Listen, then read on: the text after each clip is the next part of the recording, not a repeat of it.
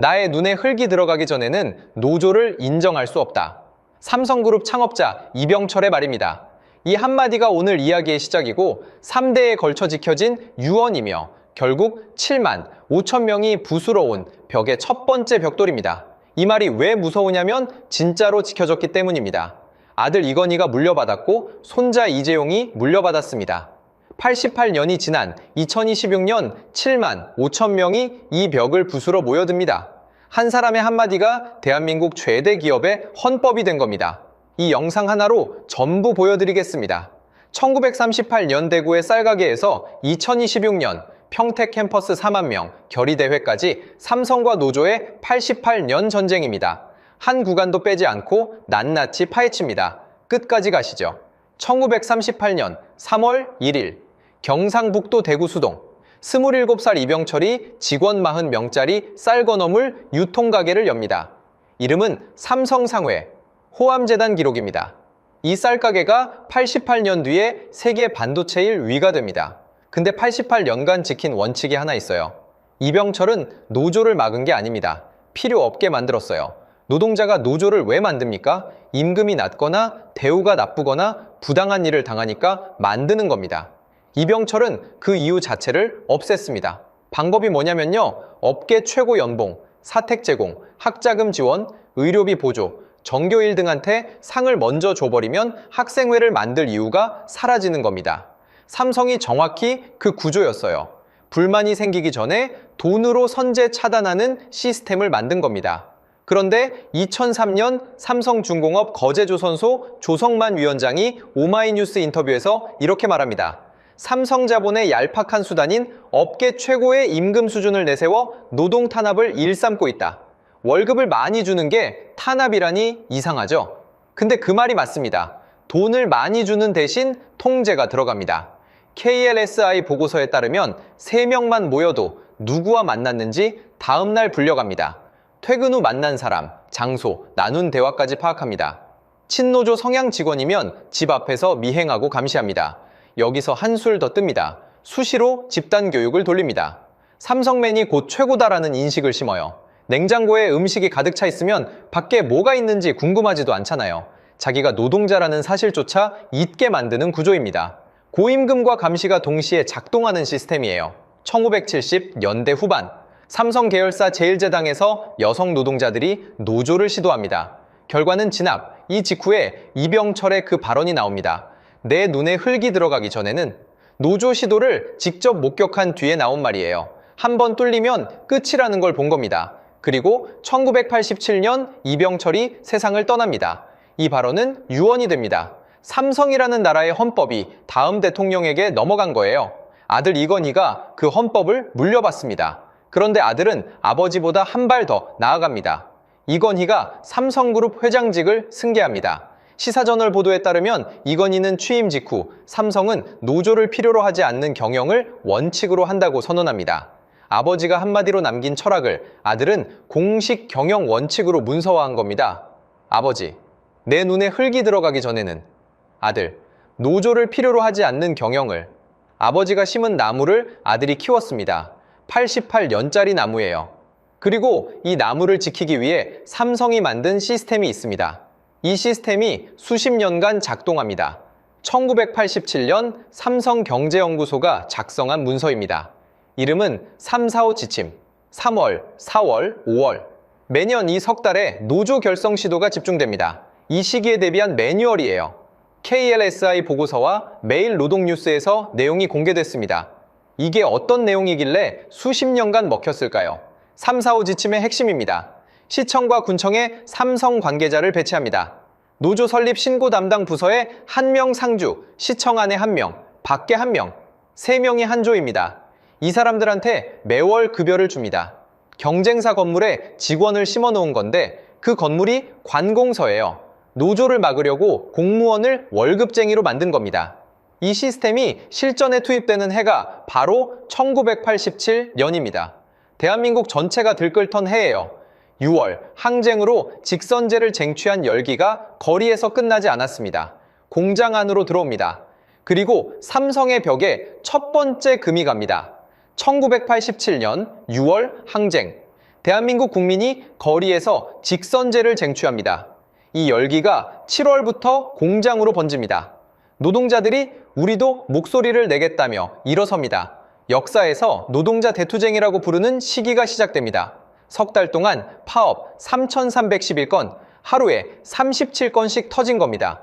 노동조합이 2,700개에서 7,800개로 폭증합니다. 조직률이 12%에서 19.8%로 뜹니다.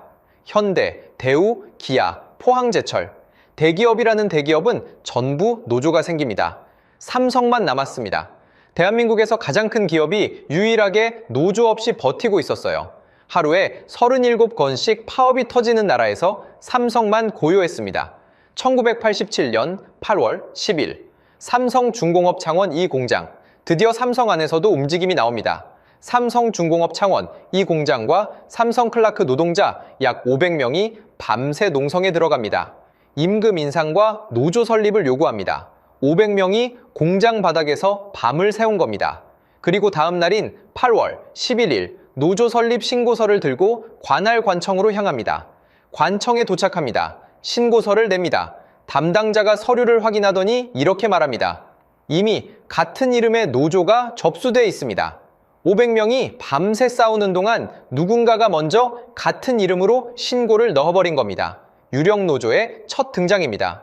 유령노조가 뭐냐? 노동자가 설립 신고를 내기 전에 회사 쪽에서 먼저 같은 이름으로 신고를 내버리는 겁니다. 당시 법에서 복수노조가 금지였으니까 먼저 접수한 쪽이 이깁니다. 시험 치러 갔는데 누가 내 이름으로 답안지를 먼저 내버린 거예요. 내가 아무리 잘 써도 소용이 없는 겁니다. 이게 진짜냐고요? 진짜입니다. 아까 말한 3, 4, 5 지침. 시청에 심어놓은 싸민조가 바로 이 역할을 한 겁니다. 노조 설립 움직임이 포착되는 순간 유령노조 서류를 넣는 시스템이 이미 깔려 있었어요. 즉흥이 아니라 매뉴얼대로 작동한 겁니다. 500명이 하룻밤 농성하는 동안 서류 한 장이 그 모든 걸 무효로 만들었습니다. 피켓도, 구호도, 밤새 깬 눈도, 서류 접수 타이밍 하나에 전부 무너진 겁니다. 이 수법이 1년 뒤에 규모를 3배로 키워서 반복됩니다. 무대가 경상남도 거제도로 바뀝니다. 1988년 4월 16일 삼성중공업 거제조선소. 이번에는 1,500명이 파업에 들어갑니다. 창원의 3배입니다. 10일간 투쟁합니다. 그리고 한국노총 금속연맹 인준증까지 받아냅니다. 정식 노조로 인정받을 자격을 손에 쥔 거예요. 인준증 들고 거제시청으로 설립 신고하러 갑니다. 그런데 가는 길에 경찰과 충돌합니다. 부상자 32명, 피를 흘리면서도 시청을 향합니다. 10일간 싸워서 받아낸 인준증을 접수시켜야 하니까요. 32명이 다치고도 멈추지 않았습니다. 거제시청에 도착합니다. 신고서를 내려는데 담당자가 말합니다. 도장부 최석철 명의의 어용 노조 설립 서류가 이미 접수돼 있다고. 오마이뉴스 2003년 기념식 보도에서 확인된 사실입니다. 1년 전 창원과 똑같은 일이 벌어진 겁니다.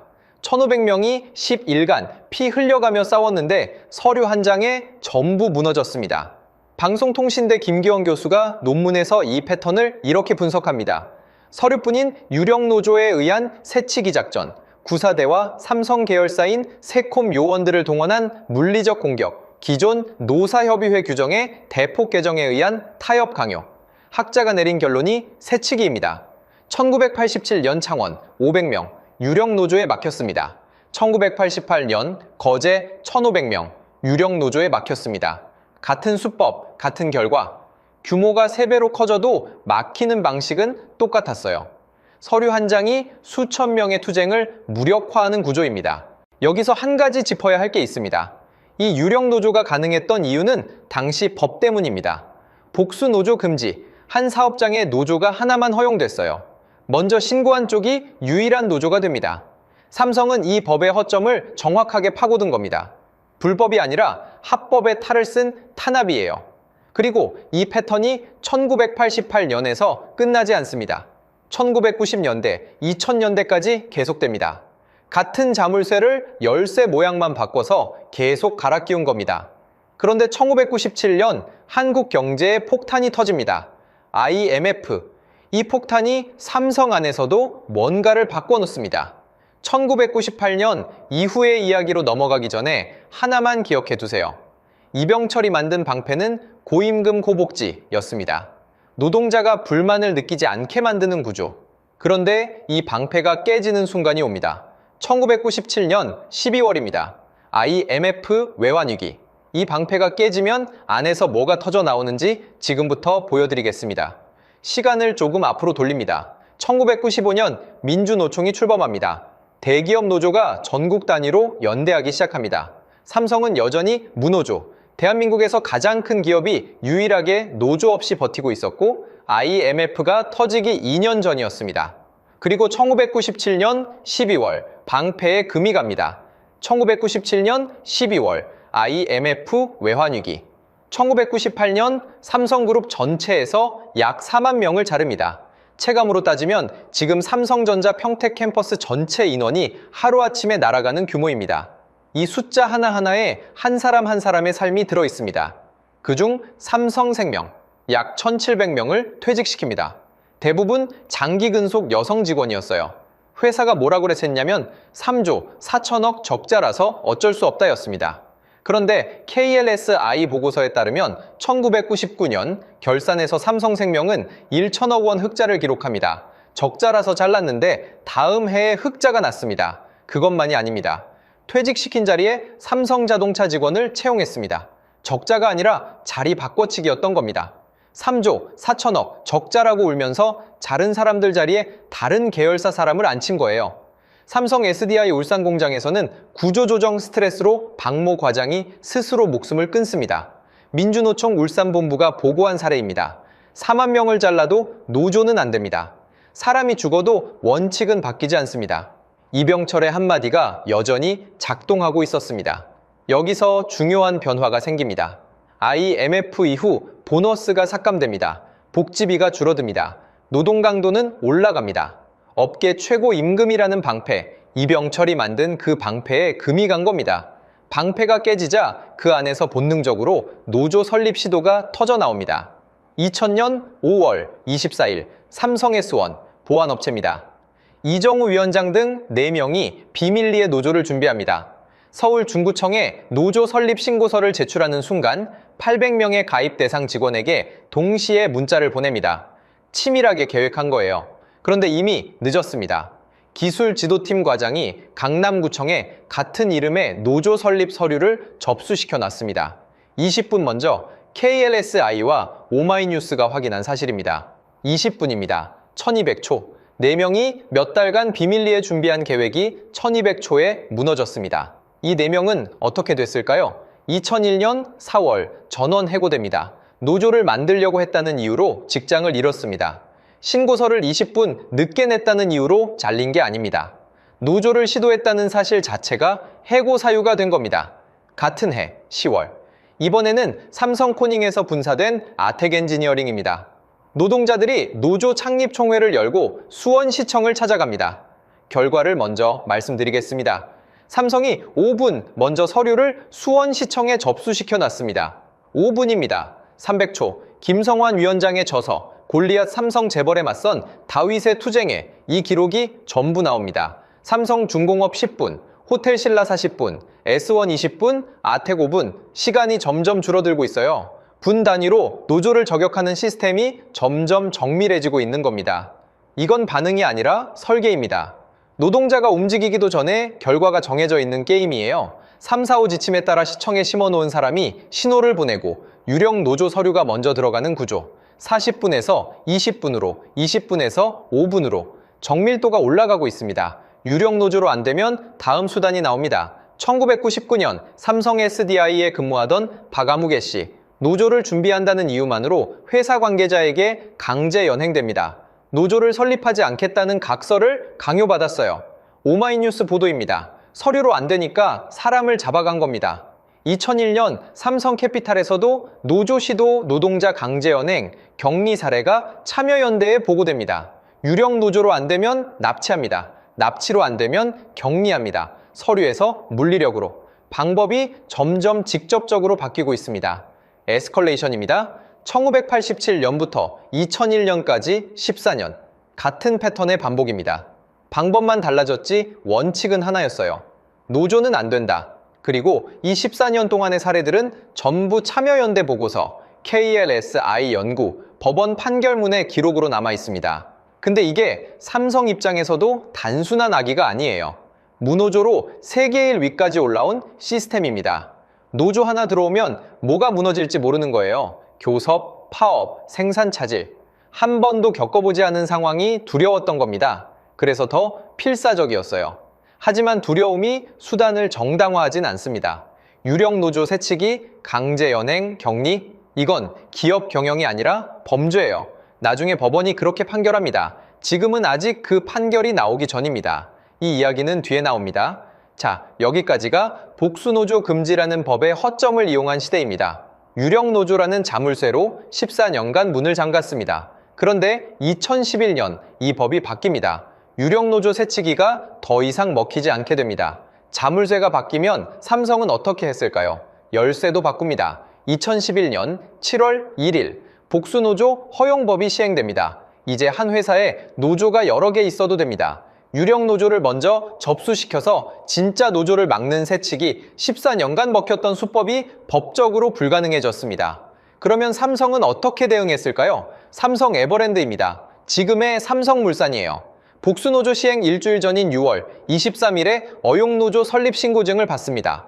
법이 바뀌기 전에 먼저 움직인 겁니다. 7일 먼저. 그리고 6일 뒤인 6월 29일 이 어용노조와 회사가 임단협을 체결합니다. 임단협이 체결되면 2년간 다른 노조의 교섭 요구가 불가능합니다. 법을 바꿔서 막았는데 새 법도 이용해서 막는 겁니다. 유령노조가 아니라 어용노조 알박기로 방법을 바꾼 거예요. 7월 12일 조장희 등 4명이 전국금속노조 삼성지회를 결성합니다. 진짜 노조입니다. 그런데 이미 어용노조가 임단협을 체결한 상태라 교섭 자체가 불가능해요. 한겨레 보도로 확인된 사실입니다. 법이 바뀌었는데 바뀐 법을 이용해서 막은 겁니다. KBS가 입수한 에버랜드 무노조 교육 녹음 파일이 있습니다. 직원 교육에서 이런 말이 나옵니다. 외부 세력이 끼면 대단한 일들을 벌입니다. 여기를 초토화시켜버립니다. 교육이 아니라 위협입니다. 노조를 만들면 이 회사가 초토화된다고 직원들한테 말하는 거예요. 노조 출범 당일인 7월 17일 조장희 부지회장이 해고됩니다. 노조를 만든 당일에 잘린 겁니다. 아침에 노조를 만들고 저녁에 해고 통보를 받았어요. 그런데 해고가 끝이 아닙니다. 해고 이후에 벌어진 일이 더 놀랍습니다. 한겨레에 따르면 진짜 노조 집행부와 그 가족을 미행합니다. 음주운전, 허위 경찰 신고를 합니다. 차대 번호를 촬영합니다. 택시를 타면 택시 허위 민원을 넣습니다. 노조를 만들었다는 이유로 본인뿐 아니라 가족까지 쫓아다닌 겁니다. 조장희는 부당해고 소송을 냅니다. 1심, 2심, 대법원까지 갑니다. 대법원에서 부당해고 판결이 확정됩니다. 2017년 3월에 복직합니다. 경기일보 보도입니다. 해고부터 복직까지 5년 8개월, 노조를 만들었다는 이유로 5년 8개월을 잃었습니다. 복직했을 때 연봉이 2011년 2,900만 원에서 2017년 2,700만 원으로 오히려 줄어 있었습니다. 5년 8개월 동안 동료들은 승진하고 월급이 올랐을 텐데 이 사람은 시간이 멈춰 있었어요. 아니 오히려 뒤로 갔습니다. 200만 원이 줄었으니까요. 이게 대기업이 할 짓이냐고요? 검찰이 7년 뒤에 수사해서 전부 확인했습니다. 에버랜드 부사장을 포함해 13명이 노동조합법 위반으로 기소됐고 법원이 유죄를 선고했습니다. 이건 주장이 아니라 판결입니다. 대한민국 법원이 내린 결론이에요. 여기서 기억해야 할 인물이 조장희입니다. 이 사람은 파트 6에서 다시 나옵니다. 5년 8개월 만에 복직한 이 사람이 2019년에 삼성 임원들의 유죄 판결을 봅니다. 그 장면을 뒤에서 보여드리겠습니다. 이 에버랜드 사건이 직접적인 계기가 됩니다. 경향신문이 확인했습니다. 에버랜드에서 먹힌 수법을 그룹 전체로 확대하는 매뉴얼이 만들어집니다. 114페이지짜리 문서예요. 삼성 최고위 경영진 앞에 이 문서가 올라옵니다. 자물쇠가 바뀌었으니 열쇠도 바뀐 겁니다. 유령노조 새치기에서 어용노조 알박기로. 그리고 이걸 114페이지짜리 매뉴얼로 체계화합니다. 2012년 1월 삼성 최고위 경영진 교육 자료로 이 문건이 올라갑니다. 이 문건이 지금부터 나올 이야기의 핵심입니다. 이 문건대로 사람이 죽습니다. 이 문건 때문에 임원 30명이 감옥에 갑니다. 이 문건이 결국 이재용의 무노조 폐기 선언까지 이어집니다. 문서 한 장의 파급력이 10년을 관통합니다. 2012년 1월 삼성 내부 문건, 제목이 노골적입니다. S그룹 노사 전략. S가 삼성의 S입니다. 제목부터 숨기지 않았어요. 이 문건의 내용을 지금부터 풀어보겠습니다. 2012년 1월 작성, S그룹 노사 전략, 114페이지, 최고위 경영진 교육용. 오마이뉴스가 전문을 공개했습니다. 네 파트로 구성되어 있어요. 2011년 평가 및 반성, 2012년 노사 환경 전망, 2012년 노사 전략, 당부 말씀. 핵심 내용 첫 번째, 경향신문이 법원 판결문을 인용해서 보도한 내용입니다. 19개 관계사 노조의 조기 와해에 역량을 집중하고 기존 단체 협약이 존재하는 8개 세는 어용 노조를 설립하라. 19개 와해, 8개 어용 노조. 숫자까지 찍혀있는 지시문입니다.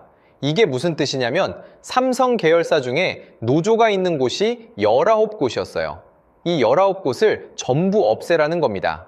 그리고 이미 단체 협약까지 맺어진 8곳에는 진짜 노조 대신 어용 노조를 심으라는 겁니다.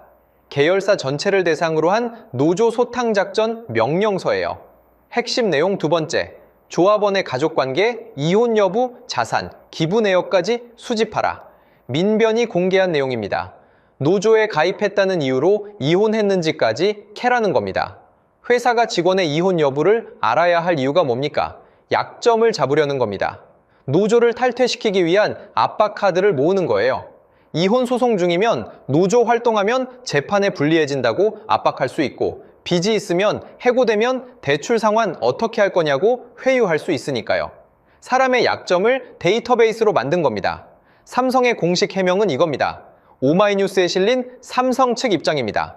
바람직한 조직 문화를 토의하려고 작성한 문건, 직원을 인격적으로 대하고 조직 분위기를 활성화하자는데 중점을 둔 문건, 인격적으로 대하자면서 이혼 여부를 캐는 게 앞뒤가 맞습니까? 2013년 10월 14일 정의당 심상정 의원이 국회에서 이 문건을 공개합니다. 폴리뉴스 보도입니다. 삼성의 무노조 경영 실체가 국회 단상에 올라온 겁니다. 88년간 닫혀있던 문서가 처음으로 세상에 나온 순간이에요.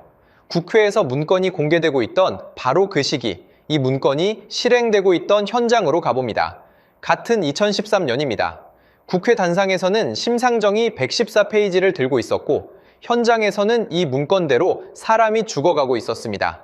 2013년 7월 14일, 삼성전자서비스 협력업체 수리기사들이 전국금속노조 삼성전자서비스 지회를 결성합니다. 뉴시스와 KBS가 보도했어요. 여기서 이름에 주목해야 합니다. 삼성전자가 아니라 삼성전자서비스입니다. 이 한 글자 차이가 이 사람들의 운명을 갈랐습니다. 이 사람들은 삼성전자 로고가 박힌 유니폼을 입고 삼성전자 제품을 수리했습니다. 고객은 이 사람들을 삼성 직원이라고 생각했어요. 하지만 삼성 직원이 아니었습니다. 협력업체 소속, 직접 고용이 아니라 간접 고용. 삼성의 이름만 빌려준 사람들입니다. 노조를 결성한 지 석 달, 2013년 10월 수리기사 최종범이 사망합니다. 경향신문 보도입니다. 첫 달 돌이 한 달 앞이었습니다. 아이가 걸음마를 시작할 무렵에 아빠가 세상을 떠난 겁니다. 왜 죽었느냐? 노조를 만든 뒤 일감이 빼돌려졌습니다. 삼성전자 서비스 수리기사는 수리 건수에 따라 돈을 받는 구조예요. 일감을 빼돌린다는 건 월급을 0원으로 만든다는 겁니다. 노조 가입이 곧 생존의 위협이 된 거예요. 석 달 만에요. 노조 만들고 석 달 만에 죽었습니다. 아이가 첫 돌도 못 봤어요. 이 사람이 노조를 안 만들었으면 살아있었을까요? 그 질문 자체가 이미 답입니다. 노조를 만들면 죽을 수 있는 환경이었다는 뜻이니까요. 그 뒤가 더 참혹합니다. 2014년 5월 17일 삼성전자서비스 양산지회 분회장 염호석이 강릉 정동진에서 숨진 채 발견됩니다. 한겨레 보도입니다. 마지막 월급이 41만 원이었습니다. 2014년 최저임금월 환산액보다 낮은 금액이에요. 유서가 있었습니다. 저 하나로 인해 지회의 승리를 기원합니다. 한겨레와 경향신문이 보도한 유서 내용입니다. 마지막 월급 40일만 원을 받던 사람이 남긴 마지막 말이 지회의 승리였습니다. 자기 삶이 아니라 동료들의 승리를 빌었어요. 염호석은 유서에 노조장으로 장례를 치러달라 고도 남겼습니다. 노조가 주관하는 장례식을 원했던 거예요. 마지막 소원이 노조장이었습니다. 그런데 삼성전자 서비스 쪽이 그의 부친에게 접근합니다. 여기서부터 상상을 초월하는 일이 벌어집니다. MBC 단독 보도입니다. 삼성전자 서비스 쪽이 염호석의 부친에게 합의금 6억 원을 건넵니다. 조건이 있습니다. 노조를 막아 세운 차에 시신을 가족에게 넘겨서 가족장으로 치르라는 겁니다. 아들의 마지막 소원은 노조장이었는데 6억 원을 주고 그 소원을 없애려 한 겁니다. 부친이 양상경찰서 정보경찰과 협의합니다. 경찰이 노조를 막아 세운 사이에 시신을 옮깁니다. 한 결례가 확인한 사실입니다. 경찰까지 동원해서 노조의 장례 절차를 차단하고 시신을 가족 쪽으로 이관시킨 겁니다. 살아있을 때는 일감을 빼돌리고 죽은 뒤에는 장례마저 빼앗았습니다. 이후 부친은 관련 재판에서 삼성으로부터 돈 10원도 받은 적 없다고 증언합니다. 거짓이었습니다. 위증 혐의로 기소됩니다. 서울중앙지법 장원정 판사가 징역 1년 6개월에 집행유예 3년을 선고합니다. 판사가 판결문에서 이렇게 말합니다. 아들이 갑작스레 죽고 형사가 집요하게 설득하는 과정에서 도덕적 비난을 받을 선택을 한 점을 참작했다. 판사도 인정한 겁니다. 아버지가 스스로 그런 선택을 한 게 아니라 형사가 집요하게 설득한 결과라고요. 6억 원과 경찰의 설득 앞에서 아버지가 무너진 겁니다. 노조를 막으려고 살아있는 사람은 해고하고 일감을 빼돌리고 죽은 사람은 시신을 가져가려 했습니다. 그리고 유족한테 6억 원을 줬습니다. 이게 대한민국 1위 기업의 노사관리입니다. 2013년과 2014년에 벌어진 일이에요. 불과 10년 전입니다. 삼성 입장에서도 이건 단순한 악의는 아닙니다. 88년간 지켜온 시스템이 무너지는 게 두려웠던 거예요. 무노조로 세계 1위까지 올라온 회사입니다. 노조 하나 때문에 그 모든 게 흔들릴 수 있다는 공포, 시스템을 지키려는 공포가 사람의 목숨보다 앞선 겁니다. 그런데 두려움이 수단을 정당화하진 않습니다. 공포 때문에 사람이 죽고 시신을 빼돌리고 아버지를 위증범으로 만든 겁니다. 시스템을 지키려다 시스템보다 더 큰 걸 잃었어요. 이건 나중에 법원이 정확하게 판결합니다. 이 114페이지짜리 문건은 책상 위의 계획서가 아니었습니다. 민변 발표에 따르면 에버랜드 어용노조, 삼성테크윈 어용노조, 삼성전자서비스 노조 와해까지 전부 이 문건대로 실행됐습니다. 계획서가 아니라 실행 보고서였던 겁니다. 이 문건이 세상에 나온 건 2013년 심상정 의원 폭로가 처음입니다. 하지만 검찰이 진짜 원본을 손에 쥐는 데는 5년이 더 걸립니다. 2018년 2월 아무도 예상 못한 곳에서 이 문건이 다시 나옵니다. 지금까지는 막는 쪽 이야기였습니다. 유령노조 345 지침, 어용노조 S그룹 문건, 납치, 감금, 시신 탈취. 88년간 문을 잠근 쪽의 이야기였어요. 이제부터는 여는 쪽 이야기입니다. 누가 이 문을 열었느냐? 의외의 답이 나옵니다. 2018년 2월 이명박 전 대통령 다스 비자금 수사가 진행 중입니다. 검찰이 삼성전자 본사 수원 사옥과 서초 사옥을 압수수색합니다. 중요한 건 이겁니다. 검찰은 노조 문건을 찾으러 간 게 아닙니다. 다스 비자금을 찾으러 간 거예요. 그런데 인사팀 직원 한 명이 자기 차 트렁크에 PC 외장하드를 숨겨놨습니다. 압수수색이 시작되자 몰래 빼돌리려 한 겁니다. 검찰이 이걸 발견합니다. 비자금을 찾으러 갔는데 트렁크에서 전혀 다른 게 나온 겁니다. 외장하드 안에 노조와의 관련 문건 약 6,000건, 시사인 보도입니다. 2013년 심상정 의원이 공개한 114페이지는 빙산의 일각이었습니다.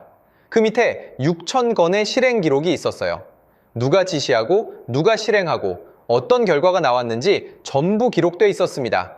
증거를 차 트렁크에 숨긴 게 아니라 보관한 겁니다. 나중에 쓸 일이 있을 줄 알았겠죠? 보고용, 보험용, 혹시 모를 상황 대비용. 근데 그게 자기 발등을 찍은 겁니다. 비자금 수사에서 노조 탄압 증거가 튀어나왔으니까요. 이 압수수색이 있은 지 3개월 뒤인 2018년 5월 삼성전자 본체에서 사무직 직원 2명이 노조 설립 신고를 합니다. 인가 조선일보 보도입니다. 삼성전자 창사 이래 최초의 노조가 탄생한 순간입니다. 80년 만입니다. 80년간 막았던 벽에 구멍을 낸 건 수천 명의 파업이 아니라 2명이었습니다. 유력 노조도 345 지침도 114페이지 문건도 6,000건의 실행 기록도 이 2명을 막지 못했어요. 왜냐면 이때는 이미 검찰이 모든 걸 들고 있었으니까요. 이후 8월에 구미지부노조, 삼성전자 노조 등이 추가로 설립됩니다. 한 번 구멍이 뚫리니까 연달아 생깁니다. 막았던 물이 한 번 뚫리면 멈출 수 없는 것과 같습니다. 그리고 2019년 11월 더 큰 움직임이 나옵니다. 2019년 11월 11일 전국 삼성전자 노동조합, 줄여서 전삼노가 설립 신고를 합니다. 11월 13일 신고증 교부, 11월 16일 한국노총 여의도 본부에서 출범식, 위원장 진윤석, 조합원 400에서 500명, 경향신문 보도입니다. 한국노총 산하 첫 삼성전자 노조입니다. 진윤석 위원장이 출범식에서 이렇게 말합니다. 노동자 권익은 우리 스스로 쟁취하는 것이지 회사가 시혜를 베풀 듯 챙겨주는 것이 아니다. 이병철이 만든 시스템의 정확한 반대편이에요. 회사가 알아서 해준다는 구조에 정면으로 반기를 든 겁니다. 2019년 12월 17일 서울중앙지법 1 심판결이 나옵니다. 삼성전자 이사회 의장 이상훈 징역 1, 연 6개월 실형, 부사장 강경훈 징역 1, 연 6개월 실형, 32명 기소 중 26명 유죄. 연합뉴스 보도입니다. 88년간의 원칙이 법정에서 범죄로 판명된 겁니다. 노조는 안 된다는 원칙을 지킨 사람들이 법정에 섰고 26명이 유죄를 선고받았습니다. 원칙을 지켰는데 범죄자가 된 거예요.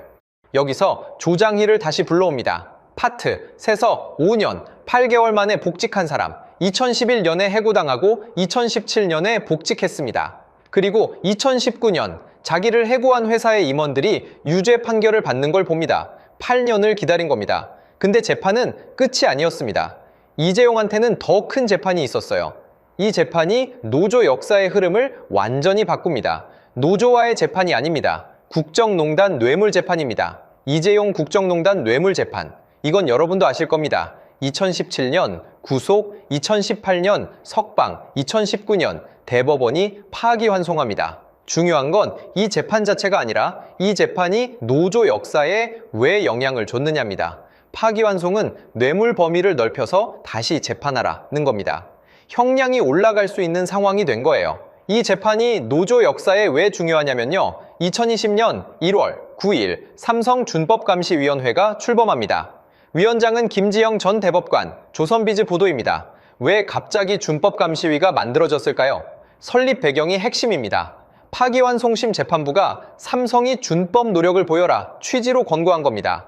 재판 중인 사장한테 판사가 회사 좀 깨끗하게 운영하는 모습 보여라고 한 거예요. 참여연대는 이걸 재판용 면피라고 비판합니다. 참여연대의 비판을 좀 더 풀어보면 이겁니다. 준법감시위는 재판에 유리한 이미지를 만들기 위한 장치일 뿐 실질적 변화 의지가 아니다. 진심인지 면피인지는 이후의 행동으로 판단할 수 있습니다. 그 행동이 지금 나옵니다. 2020년 3월 11일 준법감시위가 이재용에게 직접 권고문을 보냅니다. 중앙일보와 서울신문 보도입니다. 핵심은 두 가지. 하나, 경영권 승계 위법에 대해 공개 사과하라. 둘, 무노조 경영을 폐기한다고 직접 선언하라. 2020년 5월 6일 이재용이 서초사옥에서 대국민 사과를 합니다. 더 이상 무노조 경영이라는 말이 나오지 않도록 하겠다. 경향신문과 BBC 코리아가 보도한 이재용의 직접 발언입니다. 이병철의 유언이 손자대에서 공식적으로 폐기되는 순간입니다. 반성해서 한 게 아닙니다. 뇌물 파기환송심이 진행 중이었고 노조와의 1심에서 26명 유죄가 확정됐고 준법감시위가 압박했습니다. 세 개가 동시에 겹친 거예요. 형량이 걸려 있었습니다. 사법 압력이 88년짜리 원칙을 꺾은 겁니다. 아버지가 88년간 지킨 벽인데 내가 재판 때문에 손을 놓는 사이에 무너지는 건가? 이재용의 속마음이 이랬을 겁니다. 무노조 폐기는 경영 판단이 아니라 사법거래의 산물이었습니다. 본인이 원해서가 아니라 원하지 않았지만 놓아야 했던 거예요. 2020년 8월 2심 판결, 노조와의 재판입니다. 26명 중 25명 유죄 유지, 이상훈만 무죄 전환. 연합뉴스 보도입니다. 재판부의 판결문이 인상적입니다. 공모가담 정황은 인정하지만 증거가 위법하게 수집되었으므로 무죄, 가담이 없어서 무죄가 아니다. 이 한 문장을 곱씹어 보세요. 가담이 없어서 무죄가 아니다. 가담했다는 걸 법원이 인정한 겁니다. 다만 증거를 모으는 과정에서 절차가 잘못됐을 뿐이에요. 했는데 증거가 위법이라 무죄, 안 했는데 무죄가 아닙니다. 2021년 대법원 확정, 전현직 임원 30여 명 유죄, 최종 확정됩니다.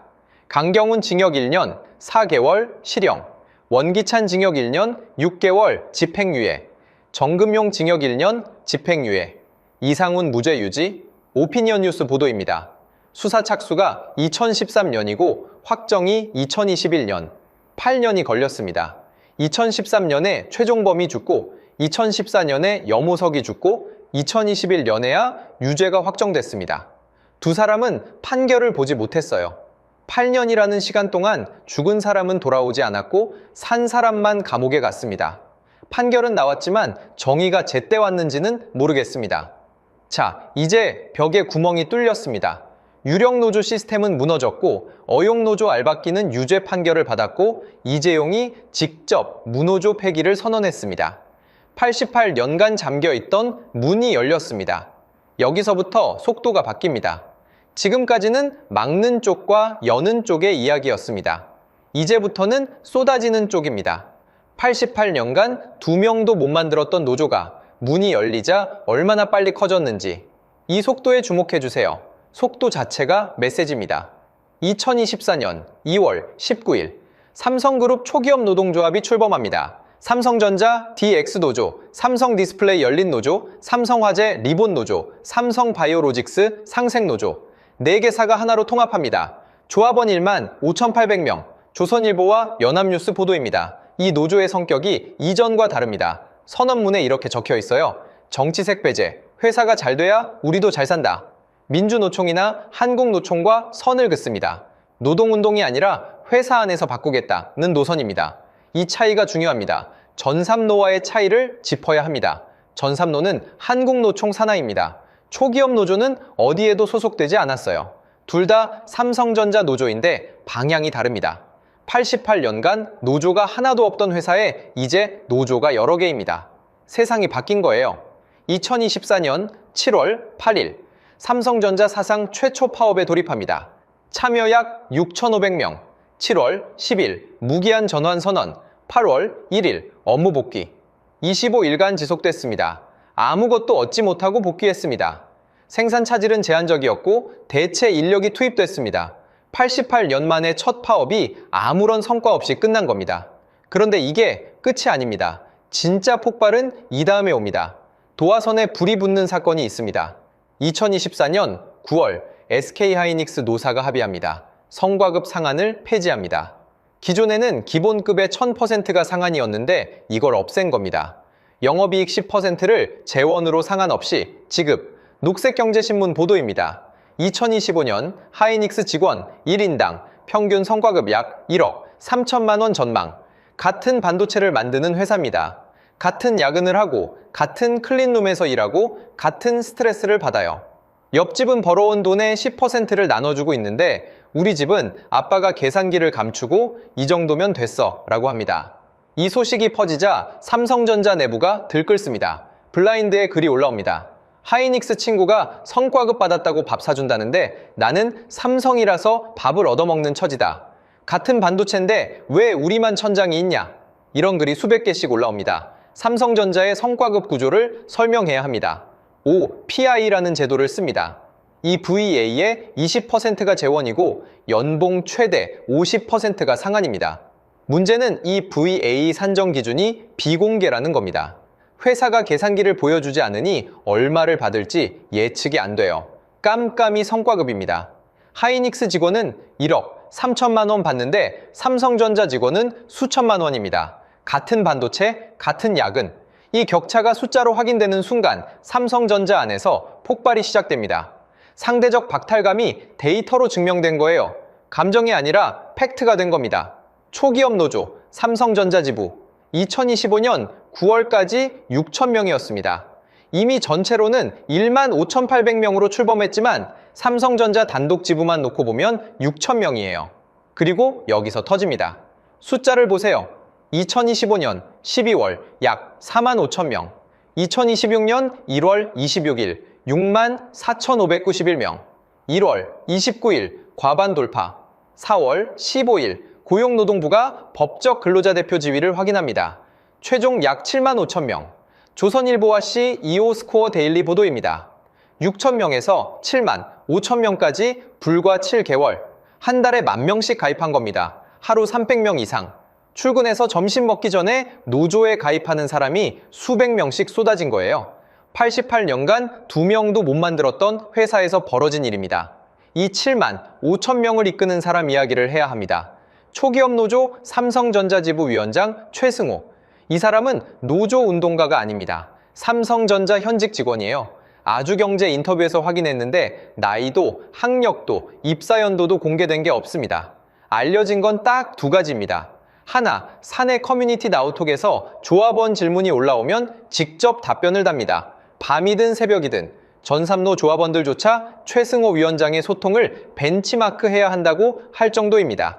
DS와 DX 조합원 비율이 7대 3이라고 본인이 직접 밝혔습니다. 둘, 이 사람의 말이 점점 세집니다. 아주경제 인터뷰입니다. 지금은 전쟁 중이다. 파업 불참자는 조합원 자격을 스스로 포기한 것이다. 소통형 리더가 전쟁을 선포하고 있어요. 부드러운 사람이 강경해질 때가 가장 무섭습니다. IT조선 보도에 따르면 결의대회에서 이렇게 말합니다. 18일간 파업하면 약 18조 원 공백이 생긴다. 경영진이 그토록 믿는 숫자가 우리 손에서 나온다는 사실을 보여줘야 한다. 숫자로 회사를 움직이겠다는 거예요. 그리고 초기업 노조 공식 기자회견에서 다음 목표를 밝힙니다. 유니온 샵이다. 삼성전자에 입사하는 모든 직원이 자연스럽게 노조의 울타리 안에서 보호받는 제도를 도입하겠다. 입사하면 자동으로 노조 가입. 이게 현실화되면 12만 8,000명 전원이 노조원이 됩니다. 88년간 이 회사는 노조 없이 돌아갔어. 근데 지금 7만 5,000명이 원하는 건 파괴가 아니야. 계산기를 보여달라는 거야. 성과급이 어떻게 계산되는지, 왜 하이닉스랑 이렇게 차이가 나는지. 그게 전부야. 최승호의 속마음이 이랬을 겁니다. 노조의 요구를 정리합니다. 최초 요구는 영업이익 20%를 성과급 재원으로 달라는 것이었습니다. 결의대회에서 15%로 조정했습니다. 성과급 상한 폐지, 기본급 7% 인상. 이 15%가 돈으로 얼마냐면 2025년 삼성전자 영업이익 기준 약 40조 원입니다. 조선일보 보도입니다. 12만 8,000명으로 나누면 1인당 평균 3억 원이 넘습니다. 사측 제안은 기본급 3% 인상에 현행 2 VA 유지입니다. 3%면 평균 연봉 1억 5,800만 원 기준으로 연간 약 470만 원이에요.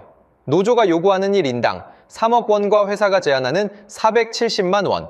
이 간극이 60배가 넘습니다. 8차 교섭이 결렬된 이유가 숫자에 다 나와 있어요.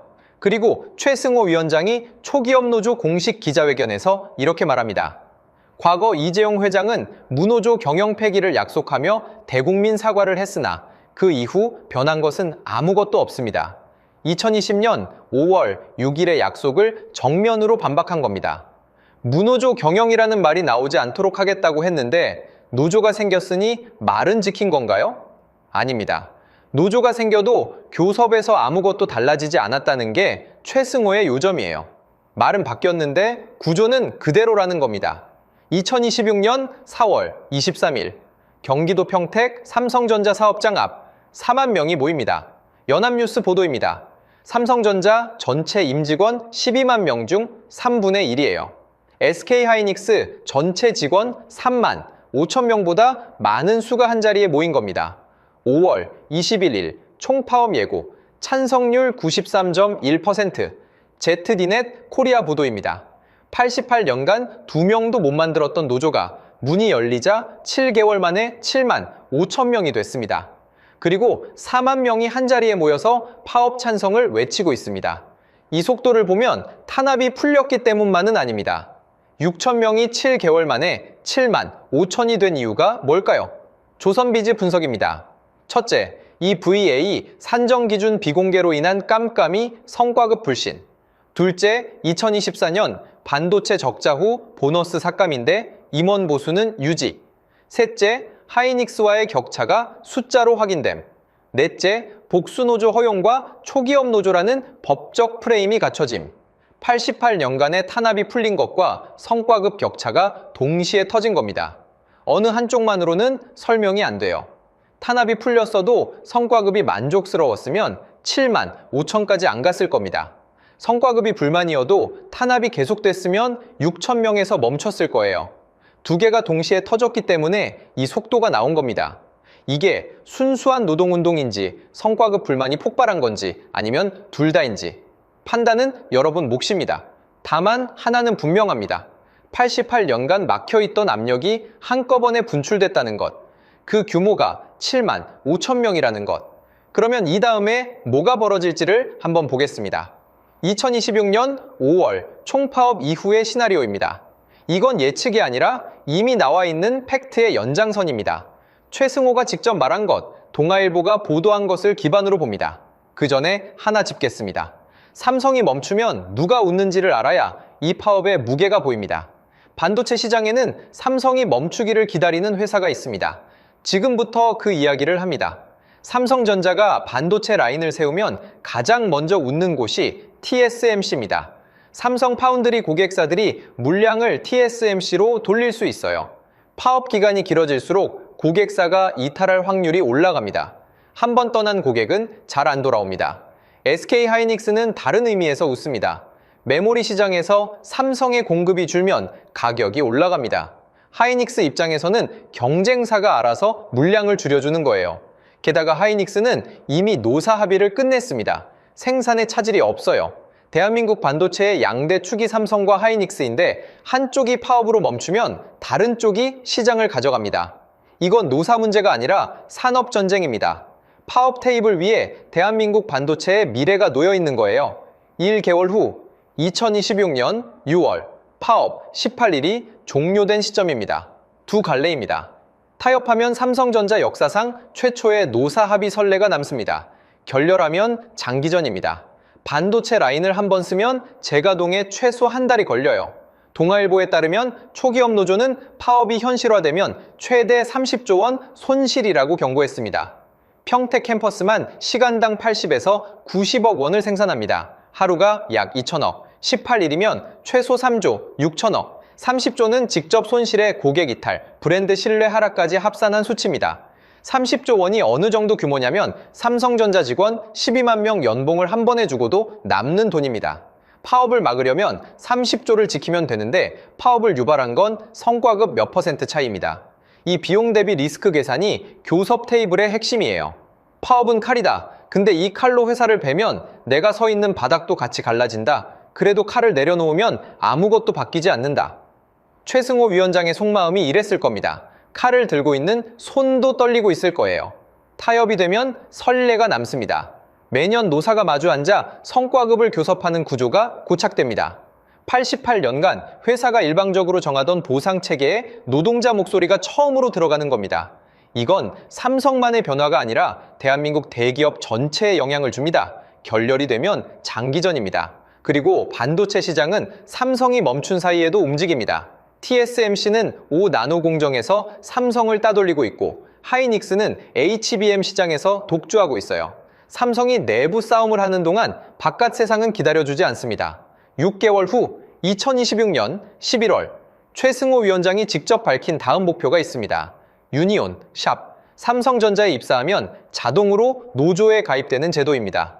이게 현실화되면 12만 8천 명 전원이 노조원이 됩니다. 최승호가 이 목표를 말한 건 초기업 노조 공식 기자회견 2026년 4월 17일입니다. 추측이 아니라 공식 발언입니다. 삼성전자에 입사하는 모든 직원이 자연스럽게 노조의 울타리 안에서 보호받는 제도를 도입하겠다. 이 문장이 현실이 되면 삼성전자의 모든 의사결정에 노조가 개입하게 됩니다. 아버지가 88년간 지킨 성벽이 무너졌다. 내가 재판 때문에 손을 놓은 사이에 무너졌다. 그리고 이제 입사하면 자동으로 노조에 가입된다고. 아버지가 이걸 보면 뭐라고 하실까? 이재용의 속마음을 추측해봅니다. 1년 후 2027년 3월 임단협 시즌이 열립니다. 노조가 전년도 실적을 분석해서 올해 요구안을 냅니다. 회사가 대안을 냅니다. 교섭 테이블이 열리고 타결되거나 결렬됩니다. 결렬되면 다시 파업 투표. 88년간 없던 이 풍경이 매년 3월마다 반복됩니다. 노조가 있는 삼성전자가 일상이 되는 겁니다. 어느 쪽이든 한국 반도체는 상처를 입습니다. 파업하면 생산이 멈춥니다. 타협하면 비용이 올라갑니다. TSMC는 삼성이 멈추는 순간을 기다리고 있고 SK 하이닉스는 이미 노사를 정리했습니다. 같은 출발선이 아닌 상태에서 경주가 계속되는 겁니다. 파업하자니 반도체가 위험하고 안 하자니 88년 전으로 돌아가는 겁니다. 노동자도 회사도 정답이 없는 상황이에요. 자, 이게 딜레마입니다. 어떤 선택을 해도 누군가는 대가를 치릅니다. 다만 대가를 치르지 않는 선택지는 처음부터 없었어요. 확실한 건 하나 있습니다. 88년간 노조가 필요 없던 회사에서 노조가 필요해진 이유가 있었습니다. 그런데 그 문이 열리자 7개월 만에 7만 5천 명이 쏟아져 들어왔습니다. 이 속도와 크기가 의미하는 건 88년치 압력이 한꺼번에 터진 겁니다. 그리고 이 7만 5천 명이 들고 있는 법이 하나 있습니다. 이 법이 통과되면 삼성뿐 아니라 대한민국 모든 기업의 파업 구조가 바뀝니다. 이건 삼성 직원만의 이야기가 아닙니다. 여러분이 다니는 회사, 여러분의 월급, 여러분의 성과급에 직결되는 이야기예요. 노란봉투법. 이 법이 어떻게 바뀌는지 놓치지 않고 전해드리겠습니다. 1938년 대구 수동 40명으로 시작한 회사. 80년간 노조를 인정하지 않았습니다. 유령 노조를 만들고 공무원을 매수하고 사람을 강제로 연행하고 장례 절차까지 막으려 했어요. 그런데 2018년 사무직 2명이 문을 열었습니다. 검찰이 비자금을 찾다가 6천 건의 문건을 발견했고 이재용이 재판 때문에 손을 놓았습니다. 그리고 7개월 만에 7만 5천 명이 쏟아져 들어왔습니다. 이 이야기에서 가장 씁쓸한 건 이겁니다. 최종범은 첫 달 도를 보지 못했습니다. 염호석의 마지막 월급은 41만 원이었습니다. 이 두 사람이 원했던 건 파괴가 아니라 목소리였어요. 그리고 그 목소리가 7만 5천 개가 됐습니다. 88년간 잠겨있던 문이 열렸습니다. 그 문 앞에 7만 5천 명이 서 있습니다. 이 사람들이 다음에 무슨 선택을 하느냐에 따라 대한민국 노사관계의 기준점이 바뀔 수 있습니다. 여러분이 다니는 회사에서도 노조가 있거나 없거나 만들고 싶어 하거나 이 7만 5천 명의 선택은 삼성 안에서 끝나지 않습니다. 여러분의 월급, 여러분의 성과급, 여러분의 노동 환경에 영향을 줄 수 있는 이야기입니다. 노란봉투법. 이 법이 통과되면 삼성뿐 아니라 대한민국 모든 기업의 파업, 손해배상 구조가 바뀝니다. 이 7만 5천 명의 손에 이 법이 쥐어지면 뭐가 달라지는지 다음 영상에서 낱낱이 풀어드리겠습니다. 이 영상을 여기까지 봐주신 분이라면 삼성 88년의 역사가 지금 벌어지는 일과 어떻게 연결되는지 보이실 겁니다. 이 흐름을 더 많은 사람이 알았으면 좋겠다고 생각하시면 공유 한번 부탁드립니다. 좋아요와 구독, 알림 설정까지 부탁드리고요. 댓글로 여러분 생각을 남겨주세요. 다음에 또 찾아뵙겠습니다.